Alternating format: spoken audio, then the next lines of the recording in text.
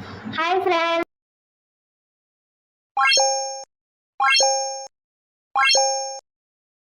ಒಂದು ವಿಷಯ ಬಗ್ಗೆ ತಿಳಿಸುವುದೇನೆಂದರೆ ಇದು ಒಂದು ಟ್ಯಾಬ್ಲೆಟ್ ಇದಕ್ಕೆ ಕರೆಯುತ್ತಾರೆ, ಟ್ಯಾಬ್ಲೆಟ್ ಅಂತ ಕರೆಯುತ್ತಾರೆ.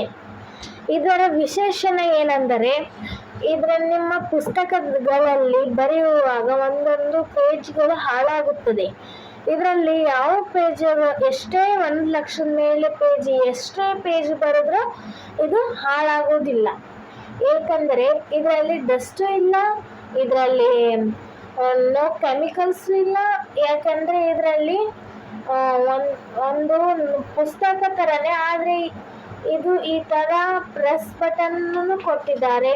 ಈ ಥರ ಪ್ರೆಸ್ ಮಾಡಿದ್ರೂ ಹೋಗುತ್ತೆ. ಆದರೆ ನಾನು ಫಾರ್ ಎಕ್ಸಾಂಪಲ್ ತೋರಿಸ್ತೀನಿ ನಿಮಗೆ. ನನ್ನ ಹೆಸರು ಲಲಿತಾ ಇದೆ, ಹಾಗಾಗಿ ನಾನು ಲಲಿತಾ ಬರೀತೀನಿ. ಇಲ್ಲಿ ನೋಡಿ, ನಾನು ಈ ಥರ ಬರೀತೇನೆ.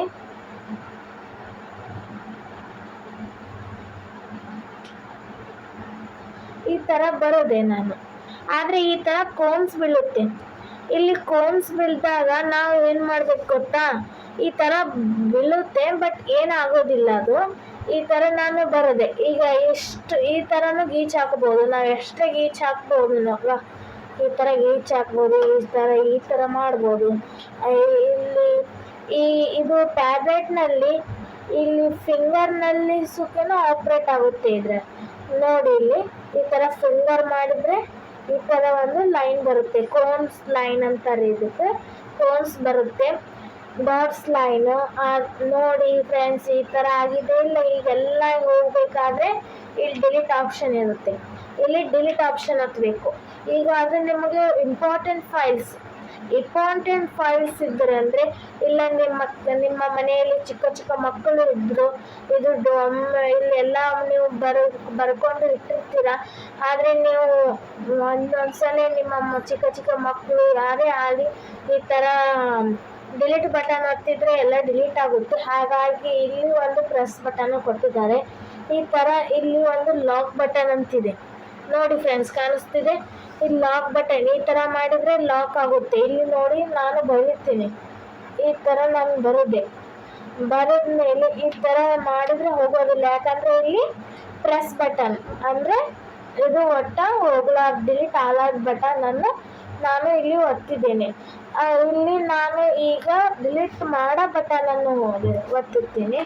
ಇಲ್ಲಿ ನೋಡಿ ಫ್ರೆಂಡ್ಸ್, ಇಲ್ಲಿ ಡಿಲೀಟ್ ಮಾಡೋ ಬಟನನ್ನು ಈ ಥರ ನೋಡಿದರೆ, ಈ ಥರ ನೋಡಿ ಫ್ರೆಂಡ್ಸ್, ಹೀಗೆ ಇಲ್ಲಿ ಹೋಗುತ್ತೆ. ಇದು ಹೋದ ತಕ್ಷಣ ಈ ಥರ ಹೋಗುತ್ತೆ. ನಾನು ಇನ್ನೊಂದು ಹೇಳಬೇಕು ನಿಮಗೆ. ಇಲ್ಲಿ ನೋಡಿ ಫ್ರೆಂಡ್ಸ್, ಇಲ್ಲಿ ಶೆಲ್ ಇರುತ್ತೆ. ಇಲ್ಲಿ ಕಾಣಿಸ್ತಿದೆನಾ? ಇಲ್ಲಿ ಲಾಕ್ ಬಟನ್ ಇದೆ ಅಲ್ವಾ? ಇಲ್ಲಿ ಕಾಣಿಸ್ತಿದೆಯಲ್ವಾ? ಇಲ್ಲಿ ಲಾಕ್ ಬಟನ್ ಇದೆ. ಪಕ್ಕದಲ್ಲಿನೇ ಇಲ್ಲೊಂದು ನಟ್ ಥರ ಇದೆನಾ?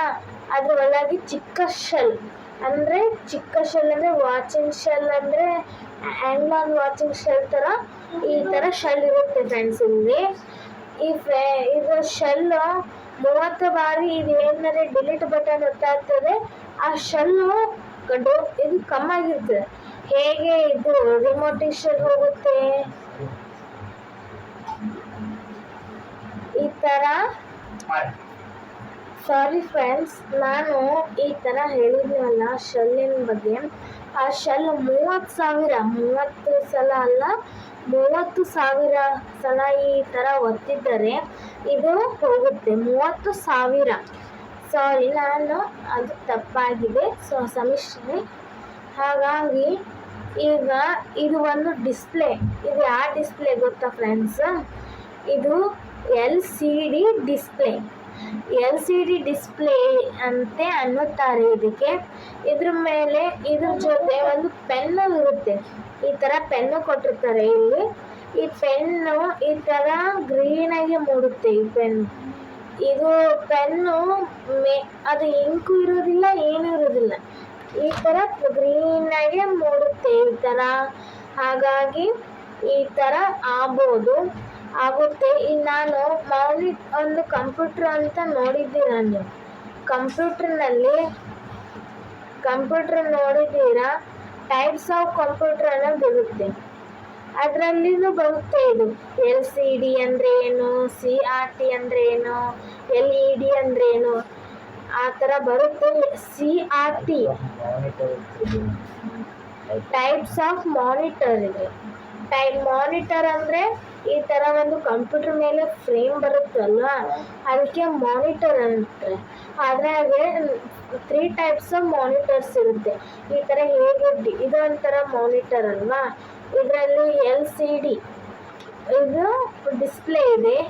ಆದರೆ ಇದು ಟೈಪ್ಸ್ ಆಫ್ ಮಾನಿಟರ್ಸ್ ಅಂದರೆ 3 ಟೈಪ್ಸ್ ಆಫ್ ಮಾನಿಟರ್ಸ್ ಬರುತ್ತೆ. ಯಾವ್ಯಾವ ಅಂದರೆ CRT ಮತ್ತು LCD ಮತ್ತು LED. CRT ಫುಲ್ ಫಾರ್ಮ್ ಅಂದರೆ cathode ray tube. LCD full form ಅಂದರೆ liquid crystal display. LED full form ಅಂದರೆ ಲೈಟ್ ಇಮಿಟಿಂಗ್ ಡಯೋಡ್. ಗೊತ್ತಾಯ್ತಲ್ಲ ಫ್ರೆಂಡ್ಸ್, ಇದು types of monitor. LCD full form ಗೊತ್ತಾಯ್ತು ನಿಮಗೆ, ಏನಂದರೆ ಲಿಕ್ವಿಡ್ ಕ್ರಿಸ್ಟಲ್ ಡಿಸ್ಪ್ಲೇ.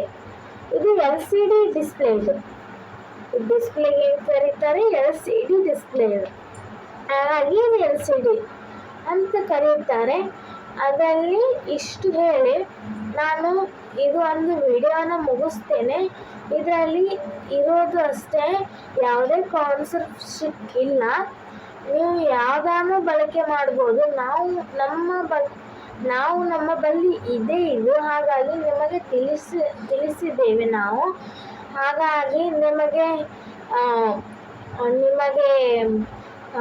ಸ್ವಲ್ಪ ಚೆನ್ನಾಗಿ ಅನಿಸಿದರೆ ಲೈಕ್ ಮಾಡಿ, ಸಬ್ಸ್ಕ್ರೈಬ್ ಒತ್ತಿ ಮತ್ತು ಪಕ್ಕದಲ್ಲಿ ಬೆಲ್ ಬಟನನ್ನು ಕ್ಲಿಕ್ ಮಾಡಿ. ಧನ್ಯವಾದಗಳು.